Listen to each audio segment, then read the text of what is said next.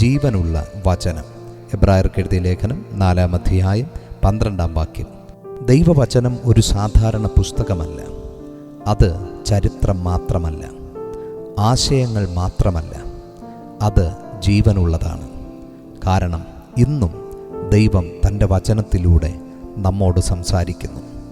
വചനം വായിക്കുമ്പോൾ അത് നമ്മുടെ ജീവിതത്തെ സ്പർശിക്കുന്നത് ജീവനുള്ള വചനം എന്നതിൻ്റെ തെളിവാണ്. ആ വചനം നമുക്ക് ചൈതന്യം വരുത്തുന്നതാണ്, അതായത് ഉണർവ് വരുത്തുന്നതാണ്. വചനം ശക്തിയുള്ളതാണ്. തകർന്ന ഹൃദയത്തെ സൗഖ്യമാക്കുവാൻ വചനത്തിന് കഴിയും. പാപത്തിൻ്റെ ശക്തിയെ നിർവീര്യമാക്കാൻ വചനത്തിൻ്റെ ശക്തിക്ക് കഴിയുന്നു. ബലഹീനരെ ബലപ്പെടുത്തുവാൻ വചനത്തിന് കഴിയുന്നു. കൂടാതെ അത് ഇരുവായ്ത്തലയുള്ള വാൾ പോലെയാണ്. അത് കൃത്യമായി പ്രവർത്തിപ്പാൻ കഴിവുള്ളതാണ് എന്നാണ് അതിൻ്റെ അർത്ഥം. വചനം പുറത്തും അകത്തും ഒരുപോലെ പ്രവർത്തിക്കുന്നു. വചനത്തിന് നമ്മുടെ ഹൃദയത്തെ പരിശോധിപ്പാൻ കഴിയുന്നു. നമ്മുടെ ചിന്തകളെയും ഉദ്ദേശങ്ങളെയും വചനം പരിശോധിക്കുന്നു. മനുഷ്യരുടെ മുൻപിൽ നമ്മുടെ ഹൃദയം മറയ്ക്കാം, എന്നാൽ ദൈവവചനത്തിന് മുൻപിൽ മറയ്ക്കുവാൻ കഴിയില്ല.